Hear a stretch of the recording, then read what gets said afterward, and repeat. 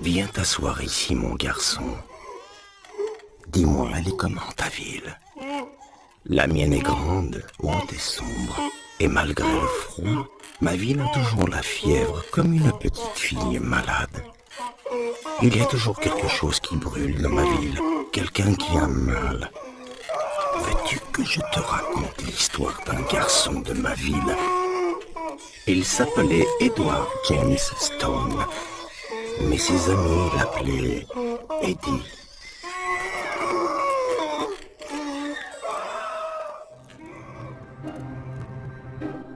Et cette nuit sur les collines, Eddy et ses amis avaient très peur. Ils allaient tout changer, passer à l'acte. T'es sûr qu'il n'y a pas de chien?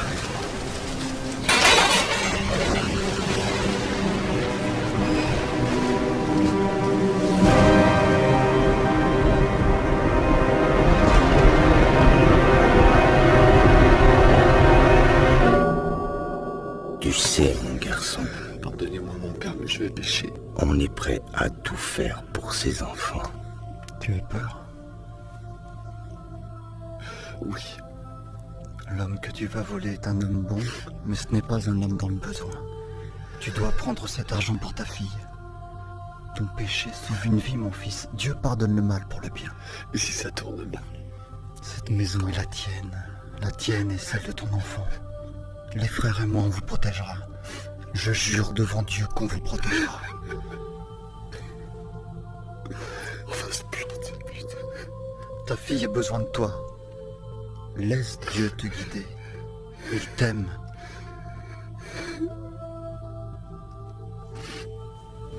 J'ai pas envie! Cesse de chialer! Fais ce que t'as à faire!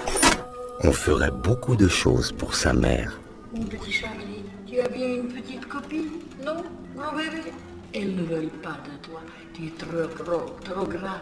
Plus que ce enthousiasme. Tu as honte de ta maman, Charlie. Je t'ai dit chez toi, maman, Charlie? Tu veux me tuer parce que sinon tu vas te suicider? Tu es un vaurien, un propre, qui veut tuer sa mère. Tu harcèles nos habitudes, maman. Tu me fais mal. Mais on ferait absolument n'importe quoi pour une femme, même les choses les plus folles.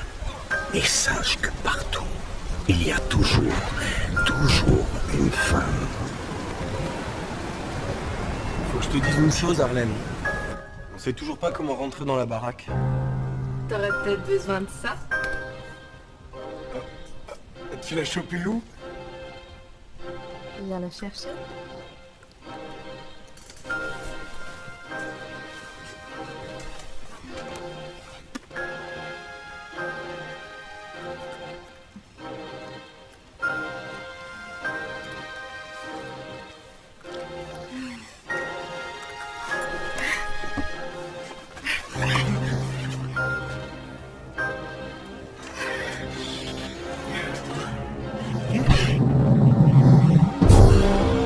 T'as trouvé ça? Tu son cul.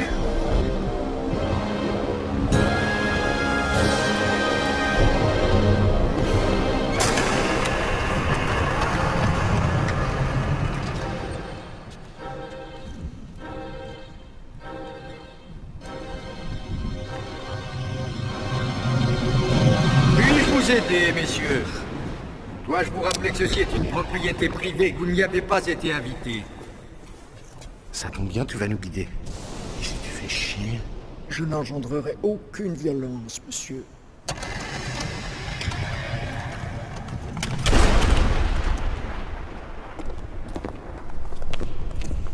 Les pas résonnaient dans le couloir sombre. Ils s'enfonçaient dans le ventre de la maison vide et triste. Ces messieurs sont-ils satisfaits? Et puis le trésor déchira la nuit. Tu m'étonnes. Un éclair de lumière écarlate comme une tache de sang dans le noir. Demandez-lui ce qui coûte cher dans ce putain de truc. Tous les objets exposés ici sont d'une grande valeur, monsieur. Bien. Il peut servir Je ne alors. suis pas en mesure de m'y opposer, monsieur. Et vous avez une putain de collection. On avait dit global. Ah, Attends. Et ça, qu'est-ce que c'est? C'est quoi? Permettez-moi, monsieur, je vais être dans l'obligation de m'y opposer. C'est quoi? Non, toi tu bouges pas.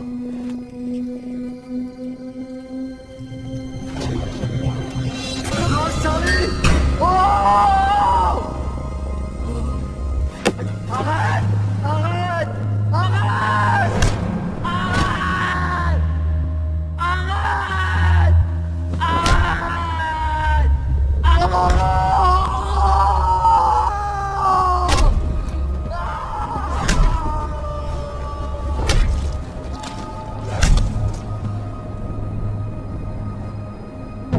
La culpabilité, c'est comme une diarrhée terrible. Et pourtant, Eddy n'avait jamais aussi bien dormi que cette nuit-là. Il n'a pas entendu le cri qui a déchiré le ciel de la ville. Ça, mon garçon, c'est le bruit que fait un petit bout d'humanité quand il explose en 1000 morceaux.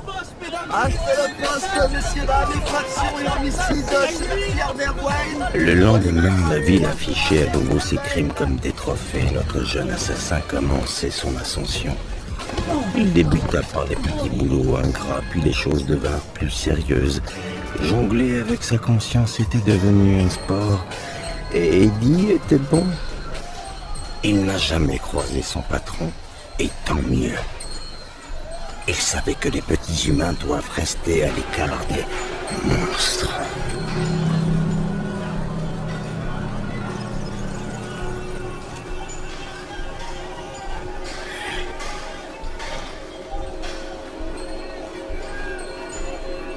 Alors il continua de travailler.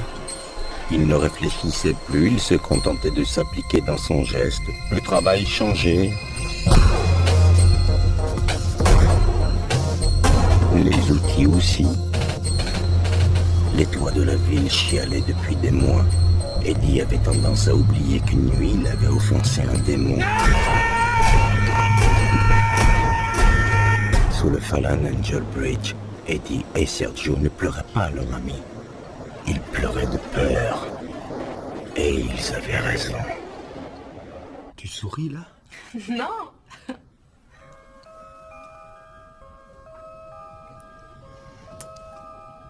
Je devrais pleurer parce que ton gros copain se retrouve à poil au bout d'une corde. Je t'aime et je couche avec un autre et j'ai compris pourquoi, c'est tout.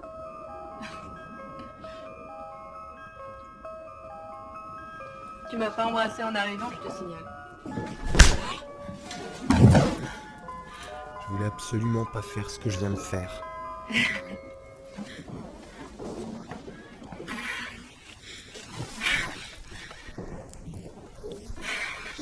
Généralement, on perd tout d'un coup, sans mesure. On croit tenir du solide, puis ça se transforme en sable et ça te file entre les doigts. Je vais le voir là, j'en peux plus. Je suis brûlante.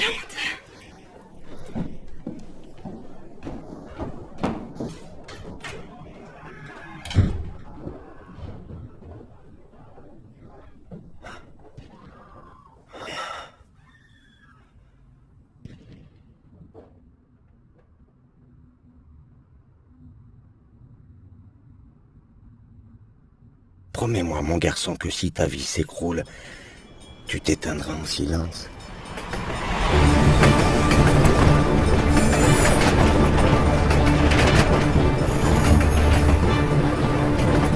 Parce que les hommes ne savent pas faire ça. Les trouillards, ils préfèrent se débattre, frapper d'envie d'hurler. Pardonnez-moi, mon père, mes péchés. Je sais.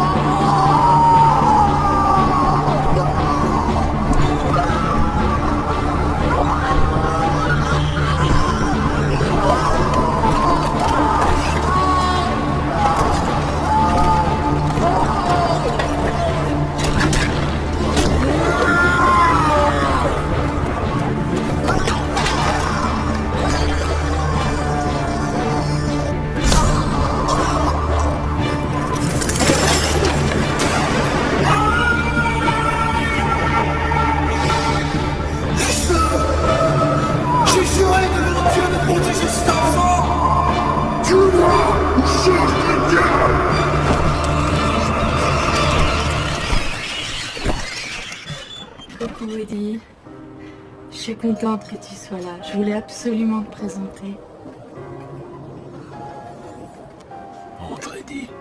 Mais les patinettes, ma grand-mère l'exige. Sois pas timide, après tout, on lèche la même femme. Dis-lui les Eddy. On aime tous ça. On adore tous. Ça m'adore ça.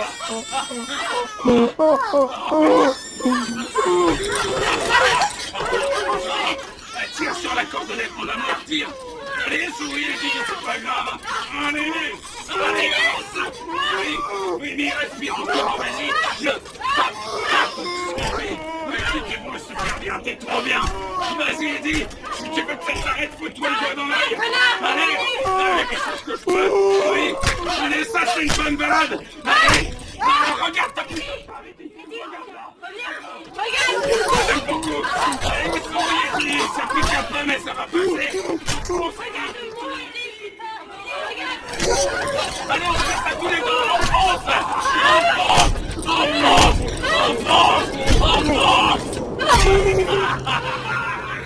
Tu entends, le ciel hurle et saigne. Les dieux ont décidé de régler leur compte. Et tu sais qu'il y a une chose que nous, petits hommes, ne devons jamais faire. Nous mêler des affaires des dieux.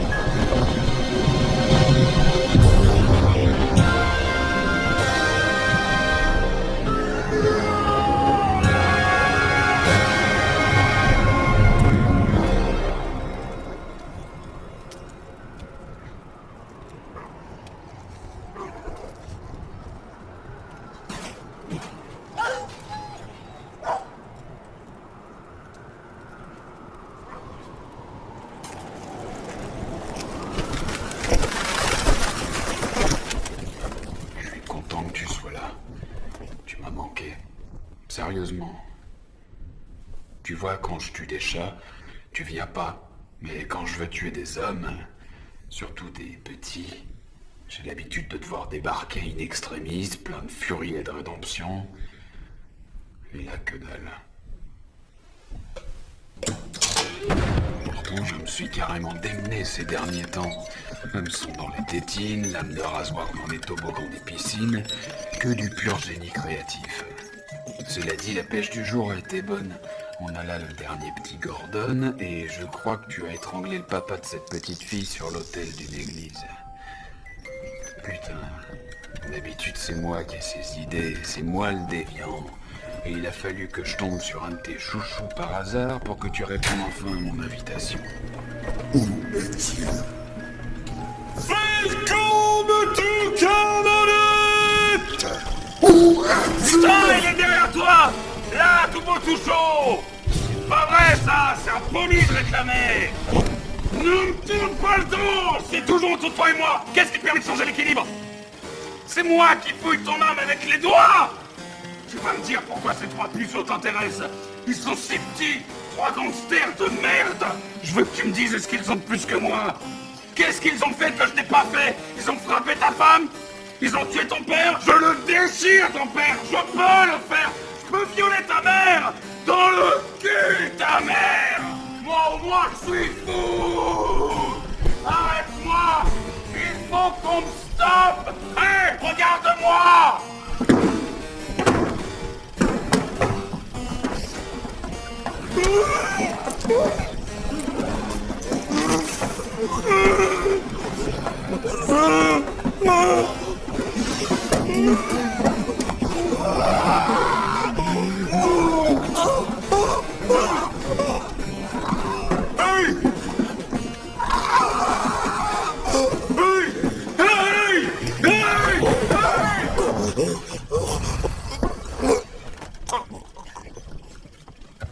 C'est plus drôle. Je suis à deux doigts de perdre la tête. Qu'est-ce que je deviens si t'es plus là? Hein? Oh! Allô? Coucou mon amour. C'est mon amoureuse. Oui. Oui. Oui, il est là, oui. Non, elle a complètement craqué son slip, mon bébé. Oui, bouge pas, je lui demande. Alors voilà, c'est ma chérie. Elle s'est changée. Oh, quel sexy bordel. Entre nous, elle suce comme une reine, hein. Pas vrai, Eddy? Bon, voilà, elle s'est changée, et puis elle voulait absolument que je retrouve mon meilleur copain. C'est pour ça qu'elle m'appelle de chez qui? Elle a des griffes, elle porte du cuir, c'est taché à tendre Célina. Tiens, je te la passe. Alors allez. Oui, je te le passe. Oups.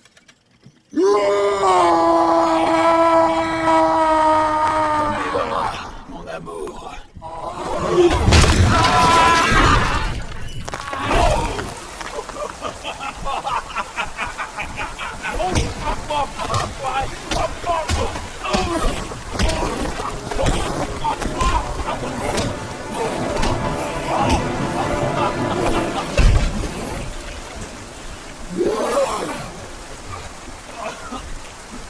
Je t'aime.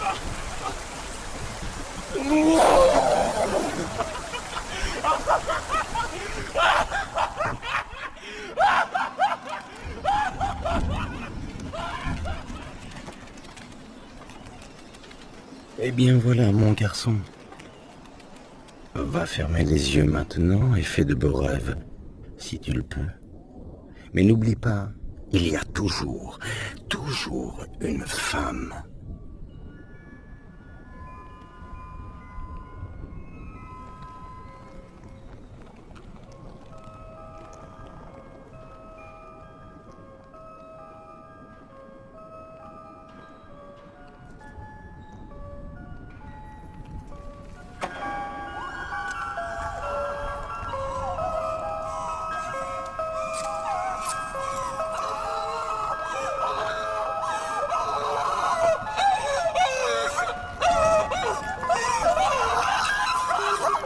Peggy 16.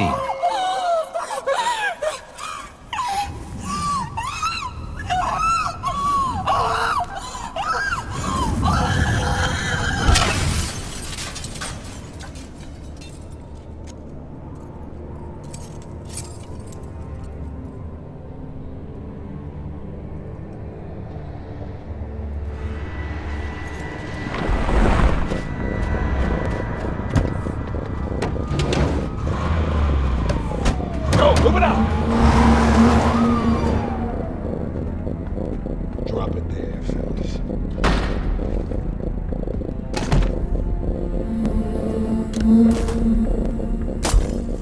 Oh, come on. Frank, check the breaker.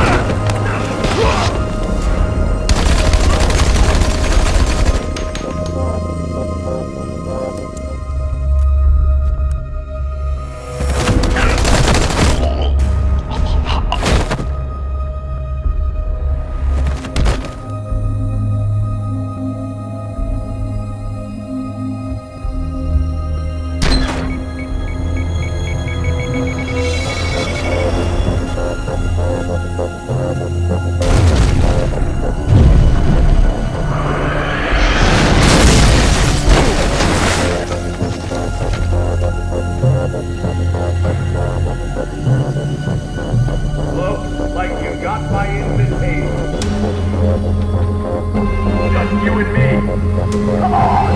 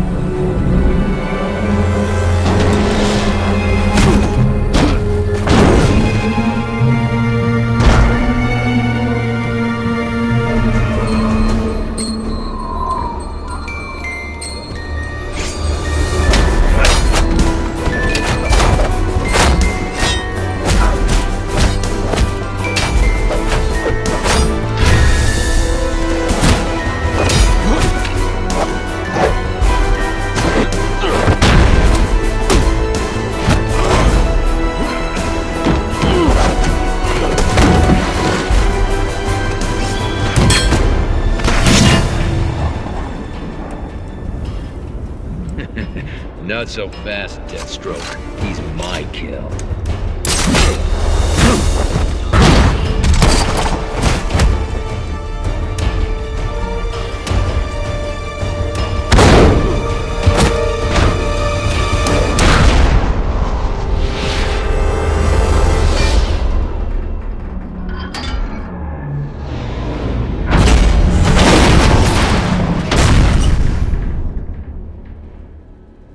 Find a body? No. And next time, keep your other assassins out of my way. You had your shot, Deathstroke. But you're not the only assassin in town. And the night is young.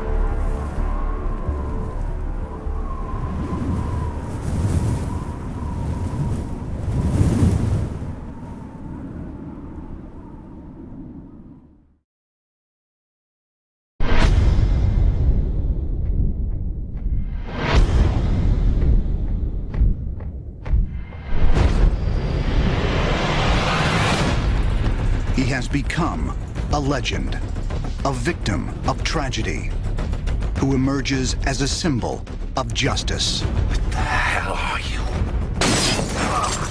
I'm Batman. But what drives a billionaire to become a crime-fighting vigilante? You got an angry man in pain, seeking purpose in his life. And how do Batman's motivations reflect our own? He is struggling with the very things that you and I struggle with every day.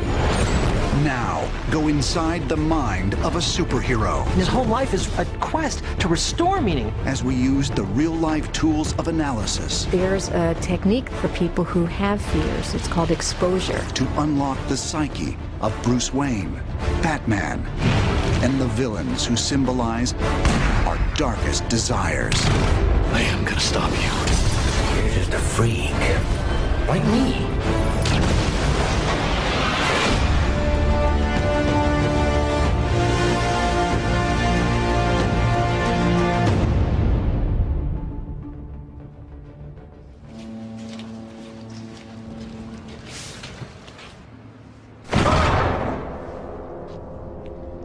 Hey. Stace?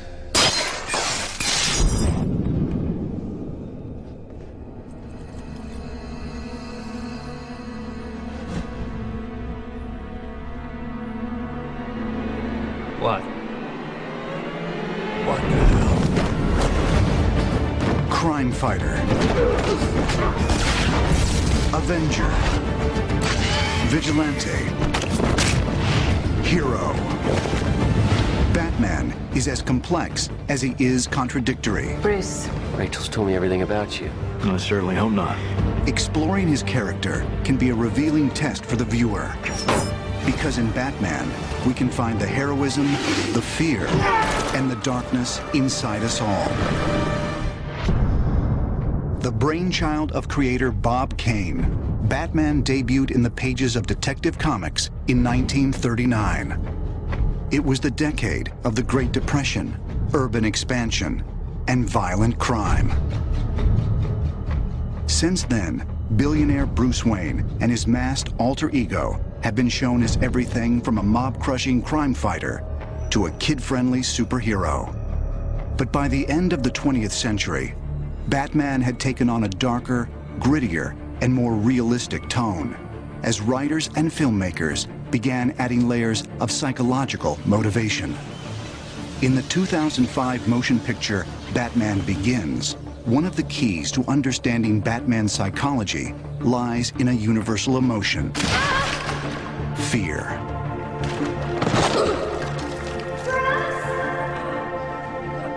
In the film, young Bruce Wayne develops a paralyzing fear of bats.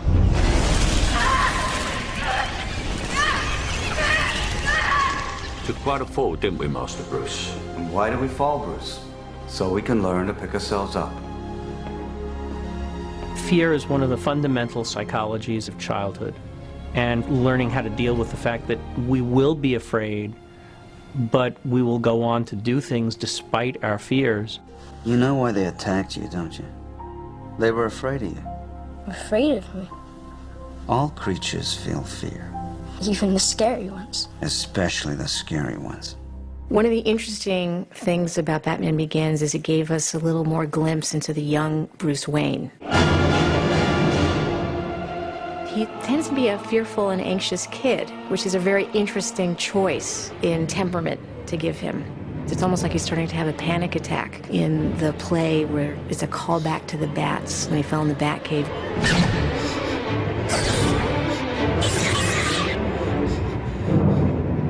Can we go? He causes his parents to leave the theater because he gets really anxious. Please. Let's go. Central to the Batman mythology is the notion of choice. That's very, very central to everything. The Batman stories portray the alternatives of good and evil, life or death. In Bruce Wayne's case, he was confronted with the most horrible tragedy one could imagine. Wallace, Joey, one fast. That's fine. Here you go.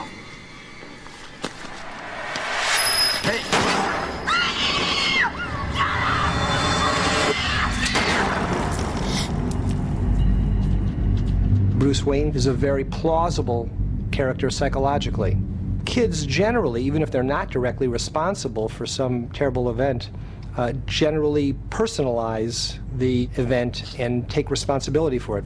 Don't be afraid.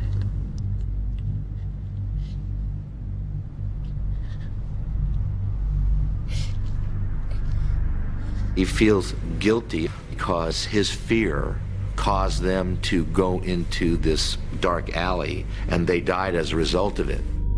The death of Bruce Wayne's parents is an integral part of the Batman mythology and was first depicted in the November 1939 issue of Detective Comics.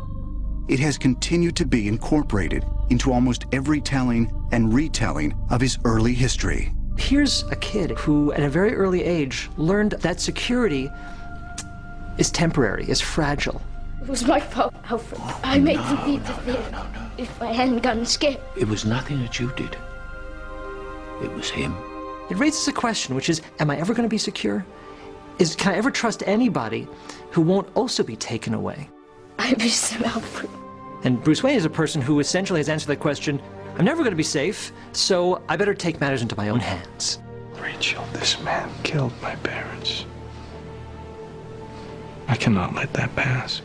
You have the ultimate psychological moment of Batman.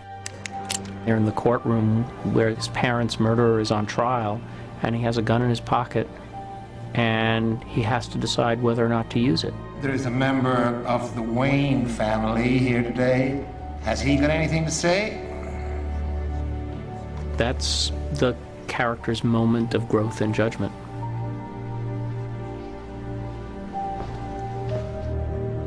When people experience a traumatic event, it often calls into question fundamental beliefs they have. And this is the way that trauma can be a very powerful, positive force in inducing growth. With Bruce Wayne, he became dedicated to avenging, not revenging, but avenging his parents' death and protecting innocent people from criminal acts.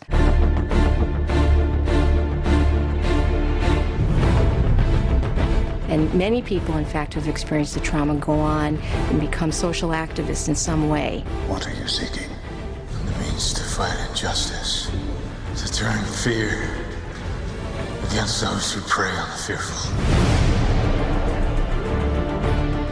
His strength derives really from this extraordinary motivation he has through the tragedy of his parents' death and his attitude to it. And so you're looking at a character who has embarked on this crusade to fight crime.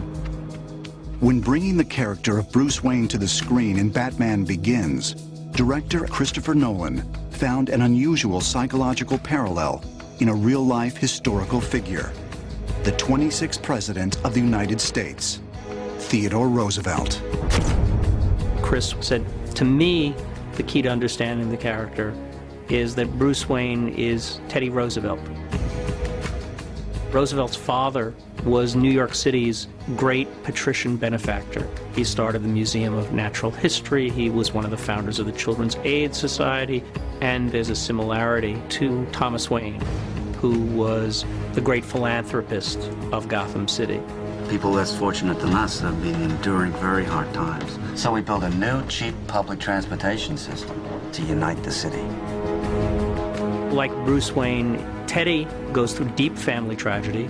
His mother and wife die on the same day. He goes off to the Dakota Badlands, probably to kill himself.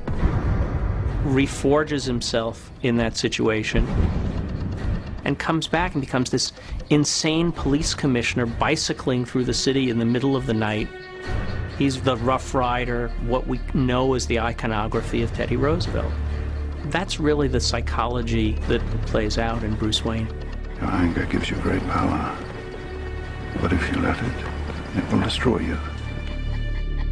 In the comic book histories, the timely appearance of a bat in Bruce's study gave him the idea for a crime-fighting alter ego that could avenge his parents' death. Originally called the Batman by creator Bob Kane, this second identity was inspired by popular characters like Zorro and the Shadow, wealthy crusaders who cloak their crime fighting behind a secret other self.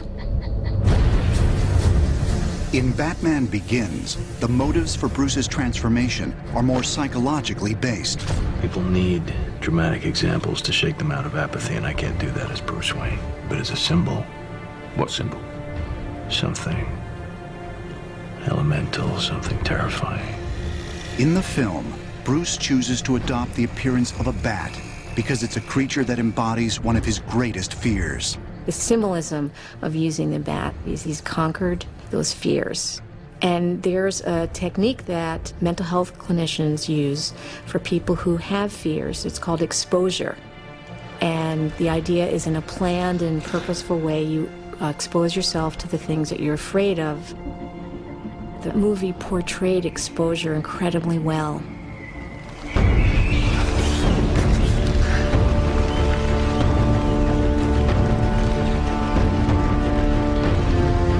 He stays with the fear until he calms down and sees that he's okay.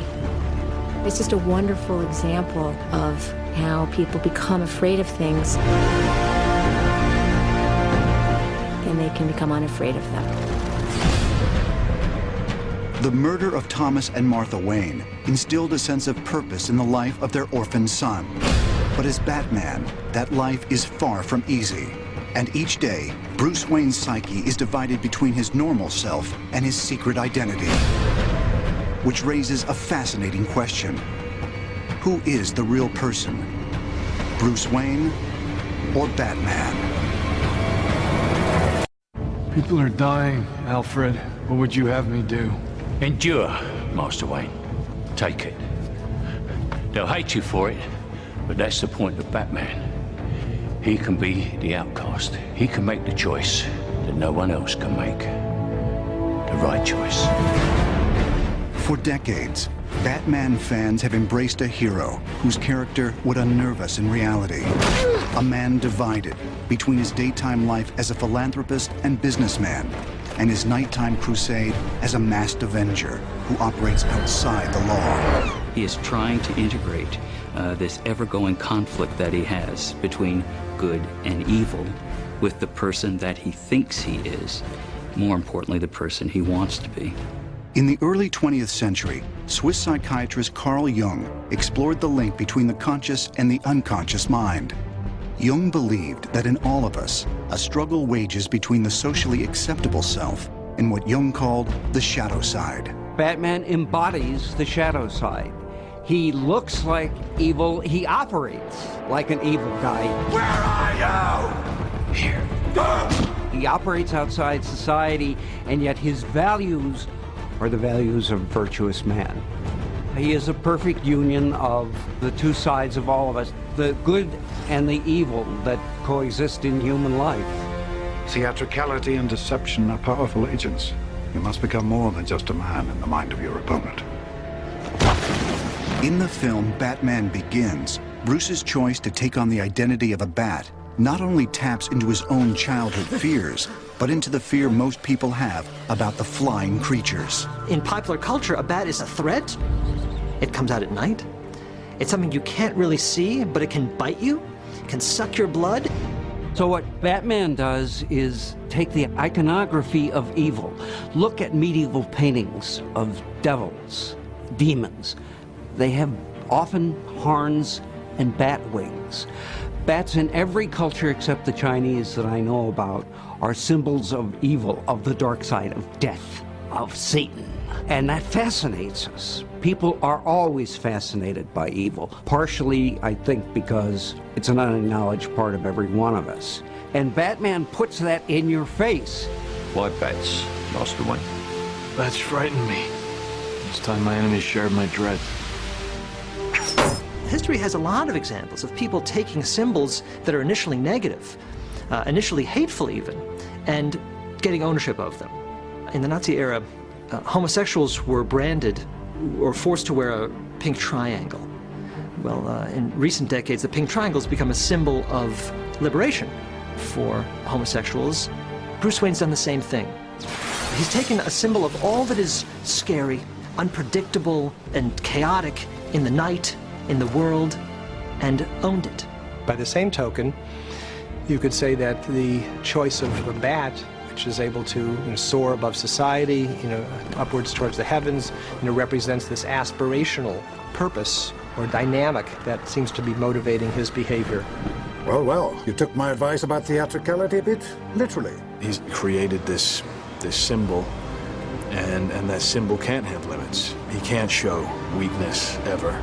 And so you have the fight between what is good for Bruce Wayne and what is the right thing to do for Batman, and the two of them are not always compatible.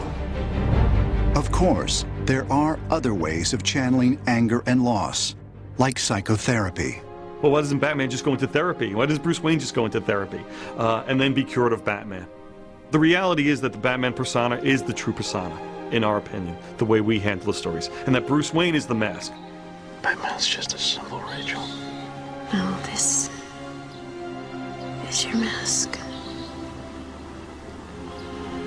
Your real face is the one that criminals now fear. Which is the true man? The Bat or Bruce Wayne? Since the birth of the superhero era, a lot of psychologists have talked about the multiple roles that we play in everyday life. There's an identity that we play with our spouses, identity we play with the coworkers who work beneath us, and the coworkers who work above us.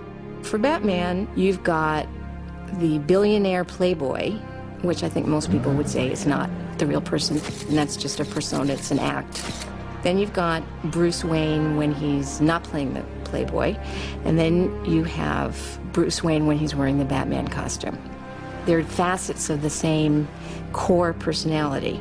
Which is the real identity? Is it Bruce Wayne or is it Batman? And I think that the really cool answer, of course, would be to say, oh, it's Batman. But I think that that misses the point. What defines the character is the essential humanity that Bruce Wayne possesses. You are my greatest student. It should be you standing by my side, saving the world. I'll be standing where I belong. Between you and the people of Gotham. The core of his identity always remains Bruce, because it's his formative experience as Bruce that fuels both. Batman is a tool he puts on to accomplish what he needs to do. If Batman's true personality remains a subject of debate, so do his motives for fighting crime. History and fiction are filled with figures who remind us that one person's hero is another person's vigilante. In the letter of the law, Batman is a vigilante. He has identified the white and the black, the right and the wrong, and lives by that code much more strictly than anybody else does. Laws are open to interpretation. Batman's law is not. Where were the other drugs going? I don't know. I swear to God. Swear to me! We have always glorified various vigilantes, whether we're talking about Robin Hood, robbing from the rich and giving to the poor. There is this persona that makes us feel good.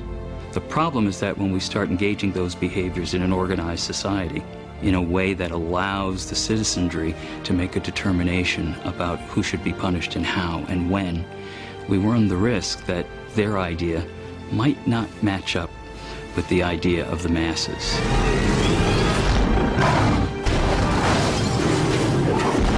What he's doing is really outside the law. But as a citizen of Gotham, he really didn't have any choice because the law was so corrupt, he couldn't work within the law. But on the other hand, Batman has one rule. He will not take a life. I will not become an executioner. He's got systems that he orders his behavior by to try and restrain his natural instinct for violence or for revenge or whatever dark impulses that drive him. A lot of what makes him Batman is the ability to control himself, to be able to be disciplined. In many situations in life, success requires that we regulate our impulses. Somebody drives into a parking space ahead of us, and instead of ramming into him, which I'd love to do, I suppress that. I exert self-control. Self-regulation is like a muscle. We have, all of us, a muscular ability to regulate our impulses. Bruce Wayne is a man who's developed that muscle. He has worked that muscle out. So now he has a stronger capacity for self-regulation than anyone else. That's almost his superpower, the power of self-control. You finally learn to do what is necessary. I won't kill you.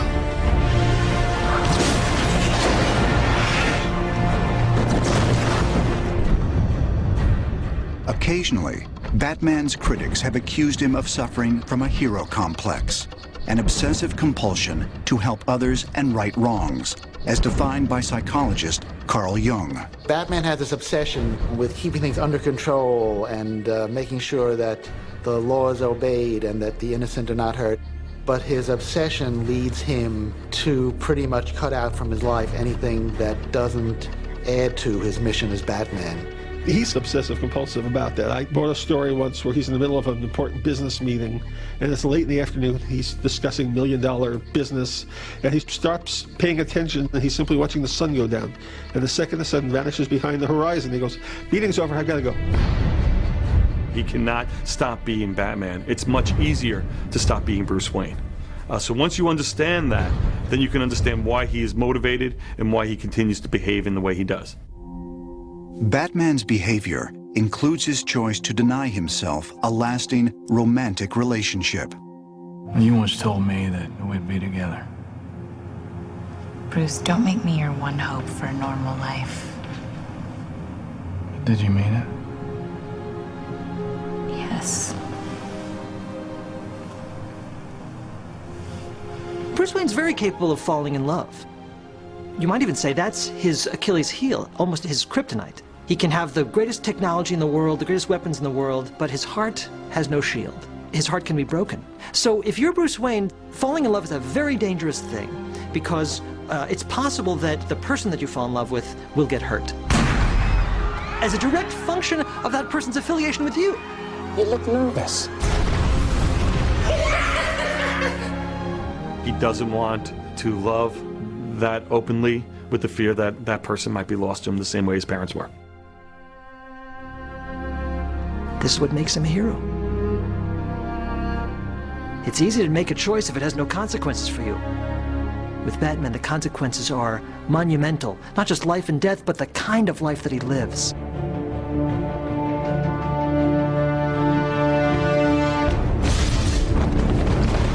Though Batman recognizes the line dividing justice and injustice, other Gotham creatures of the night see no such distinction.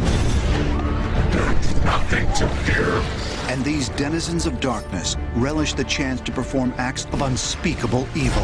And here we go. It's okay. No one's gonna hurt you. Of course they are! Crane? No, Scarecrow. Their names have become iconic. The Joker, Scarecrow, Riddler, Penguin, Catwoman, Two-Face.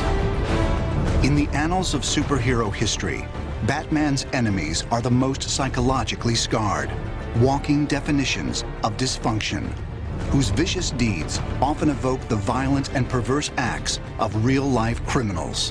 One of the most enduring things about Batman is his rogues gallery, the villains. Because, as I like to say, the rogues define the hero.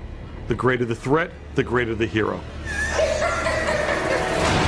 Demonstrating everything from psychopathology to narcissism, Batman's arch-enemies also offer twisted mirror images of Batman himself.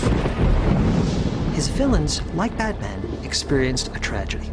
But he responded by saying, I'm going to spend my life restoring justice to the world. His villains didn't make that choice. There are plenty of villains that are just as obsessed, but they feel that anything bad that happened to them is something that they need to get payback from the world from, you know. Whereas Batman had the exact opposite point of view. Something bad happened to me, I'm gonna make sure it never happens to anybody else. Every one of the villains takes what Batman uses as a strength and makes it a weakness.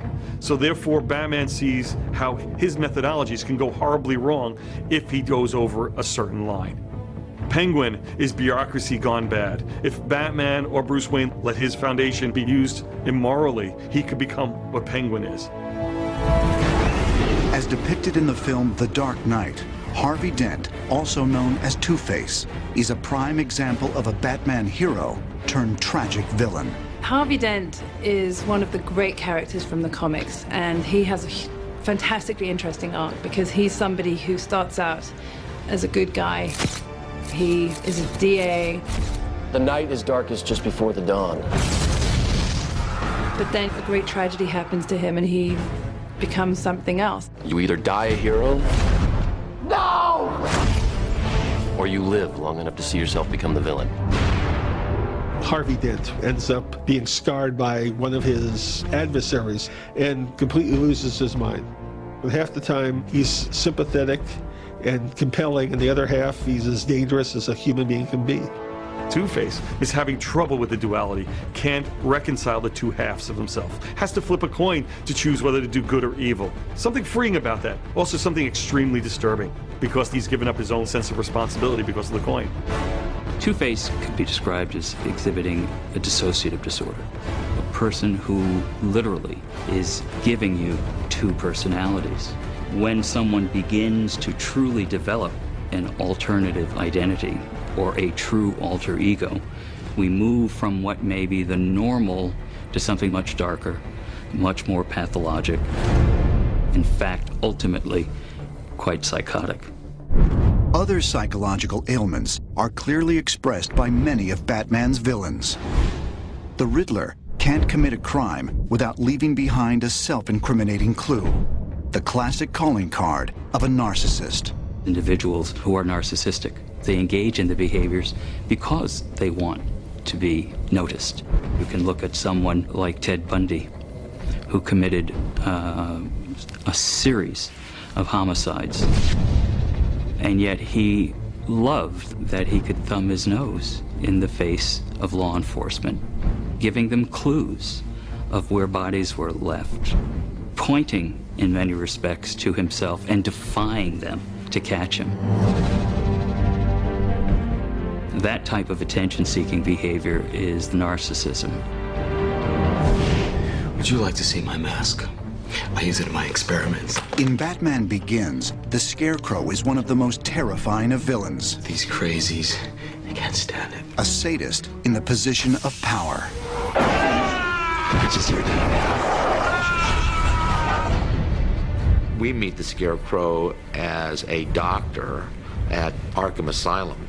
He's used that entrusted place to experiment with chemicals and drugs. He enjoys watching people's minds completely snap as a result of the use of it. There's nothing to fear but fear itself. Scarecrow uses fear as a tool to ultimately get what he wants, independent of what it might cost others. This is an individual generally not psychotic, but very intense in their need to self-aggrandize. A individual like the Unabomber, Theodore Kaczynski, part of his delusions is that mechanization and modernization is ruining the world, and takes it upon himself to send bombs to computer scientists, professors. He became vengeful. I'm going to take it on society, and thus becomes this murderous, crazy person.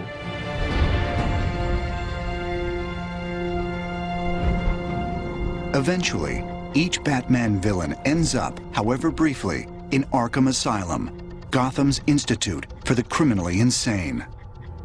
But do villains like Scarecrow and Two-Face truly meet the legal definition of insanity? In every psychiatric text that's published, you will find nowhere on any of its pages the word insane. Because insane is a legal, not a clinical term. And here's the best example of why the public can be so confused. Jeffrey Dahmer. How can a person who kills his victims, cuts them up, has their heads in the freezer, not be crazy? And yet, he did not meet the test of insanity in Wisconsin. The test for insanity is knowing that the act was wrong and not having the ability to conform behavior. He doesn't meet that test. He did it because he wanted to. While most Batman villains operate under the influence of some form of psychosis, one rival is completely in control of her faculties. The whip-wielding jewel thief Selina Kyle, also known as Catwoman. Over the years, Batman and Catwoman have had a complicated on-again, off-again relationship. But Catwoman's villainous nature hasn't stopped Batman from pursuing her for reasons other than her crimes.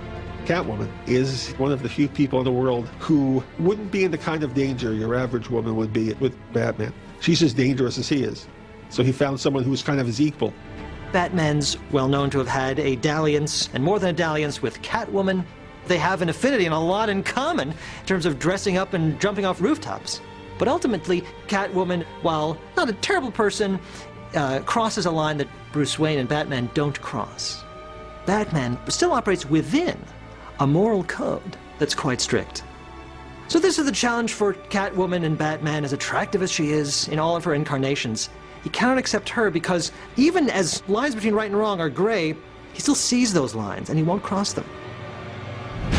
Lust, greed, revenge, and a hunger for attention are all compulsions that can lead a human being into a life of crime. But the Dark Knight's deadliest enemy is perhaps the most difficult to fathom. Armed robbery, double homicide. Got a taste for the theatrical like you.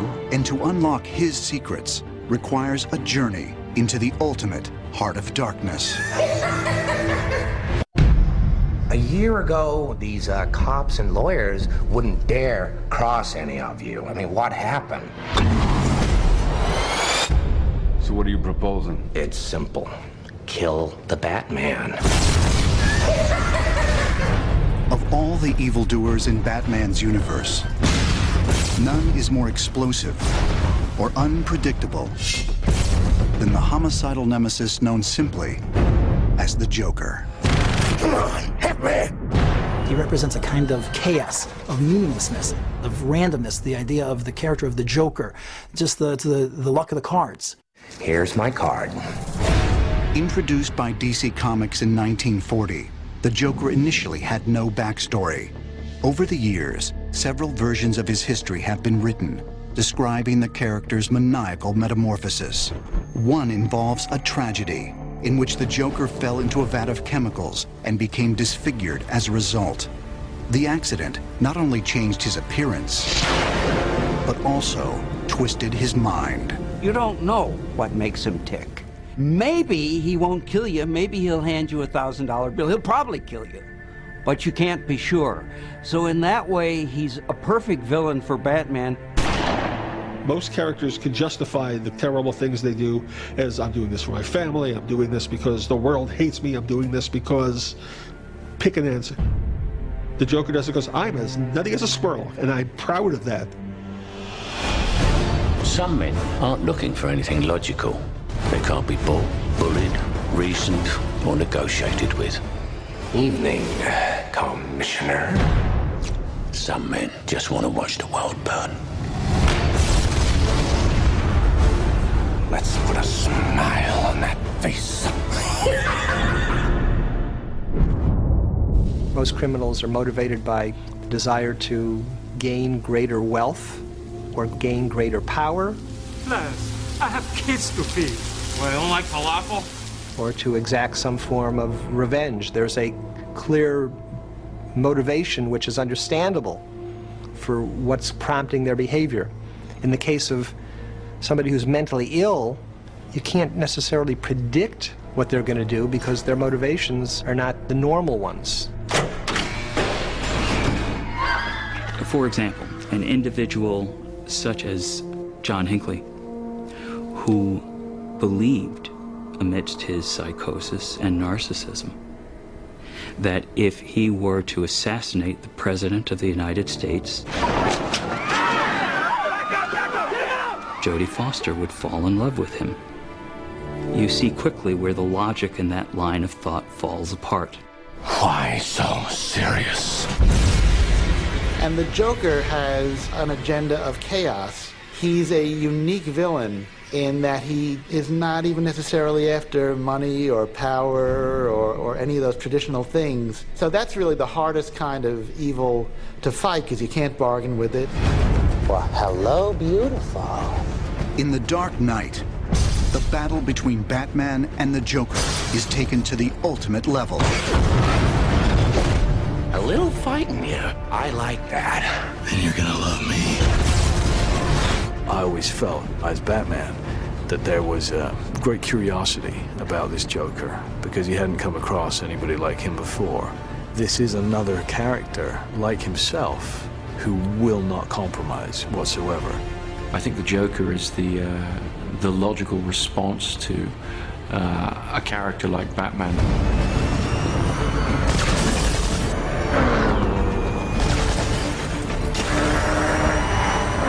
Partly because Batman, having raised this extremity of behavior in Gotham, he's putting on a mask, tapping into people's fears, and there's all of the technology he employs.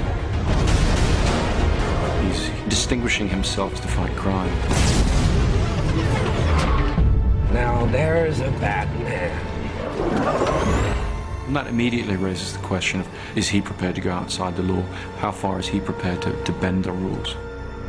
They are dark reflections of each other. They're both men who operate outside of normal social norms.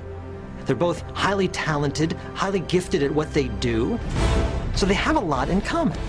Every yin has a yang, every positive has a negative. Batman is sane and logical, uses his mind to solve problems and solve crimes, and the Joker is a complete raving lunatic. Batman says philosophically, we can acknowledge an imperfect world. We can acknowledge that we have to step outside of social norms, but that doesn't make the social norms meaningless.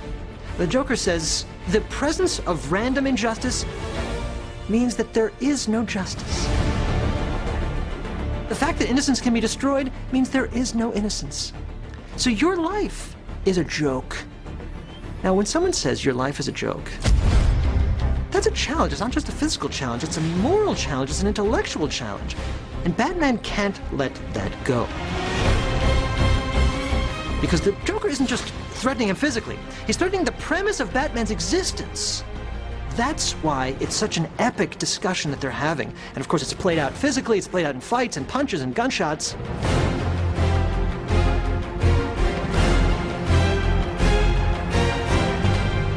Ultimately, it's a philosophical conflict, and not one that's easily resolved. The Joker wants to see that everybody has a price, that nobody is pure, and that even Batman can be bought or can be leveraged in such a way that he would compromise his principles. Whatever the psychological cause of characters like the Joker, the villains of Batman have given us indelible images of the power of the human mind and its capacity for cruelty. Everyone has the capacity to do evil, and everyone has the capacity to do good. Holocaust survivor Viktor Frankl talks about the last of the human freedoms. It's the attitude one is going to adopt towards life. That's the fundamental choice that we retain no matter what we are experiencing, no matter where we are. That notion of choice is fundamental to the Batman personality. I've seen now what would have to become to stop men like him. Batman represents the incredible power that one enjoys when one consistently chooses the same direction, makes the same choice and the right one, to champion good, to choose to affirm life. Beyond the thrill of his adventures, Batman gives the world something greater. His internal struggles offer insight into the origins of our own fears, the motivations behind evil acts, and the ways that an ordinary human being can become a hero. He's human. He's one of the few superheroes that's just a normal guy who's willingly dedicated himself to fighting crime, but it's conceivable that it could be you or me. We don't come from Krypton. We don't have superpowers or mutant genes. Batman is in the realm of obtainable.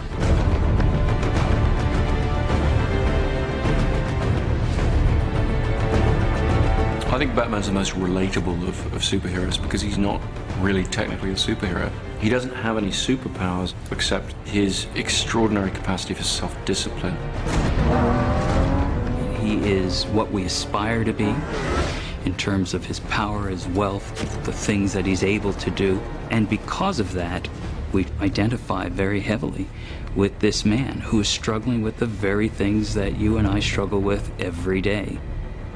We try to build upon our strengths, and we try to minimize those things that are weaknesses. We try to figure out what's going on in this crazy world. Batman reflects the full spectrum of emotional angst and joy and sorrow that each and every one of us experience in life. Bruce is certainly suffering, sacrificing, in many ways, from this character of Batman, who he has unleashed and who he's really unable to rein in anymore. You're getting lost inside this monster of yours. I'm using this monster to help other people just like my father did. Batman does sit on top of this mountain of anger. I think he's more in control of it than he wants his adversaries to think. He wants his adversaries to think that he might lose it at any minute and kill them, you know. Do I look like a cop? It works in his favor that you think he's completely unpredictable, which really the Batman myth speaks to. I mean, it's all about where's this thing that I never thought could happen going to come from? You know, who's going to step out of the shadows and kill somebody I love? Some people talk about Batman as a damaged individual, as a person who is still playing out his childhood wounds. I don't find that a very compelling interpretation, because that doesn't make him a hero. Makes it, if he's damaged, he's less than us. Batman's a hero, he's more than us. I find compelling the interpretation that says, here's a man who faced tragedy, and he made some choices to rise above it. He used that tragedy to improve himself and to improve the world.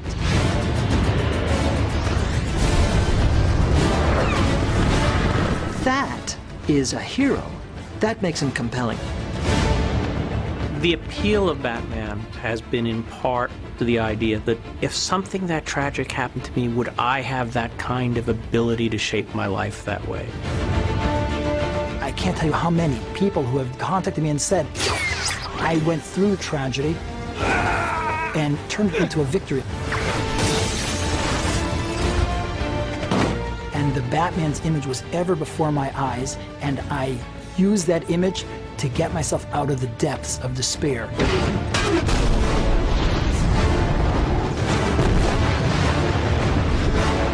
He's flying on rooftop!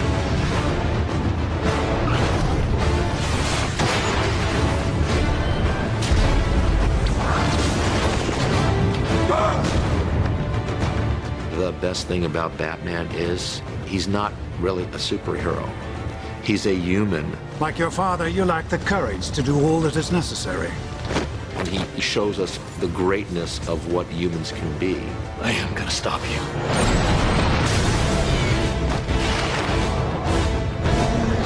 The reason the Batman is a hero is because he's on our side. He is the balance. He is the cosmic balance to all the insanity.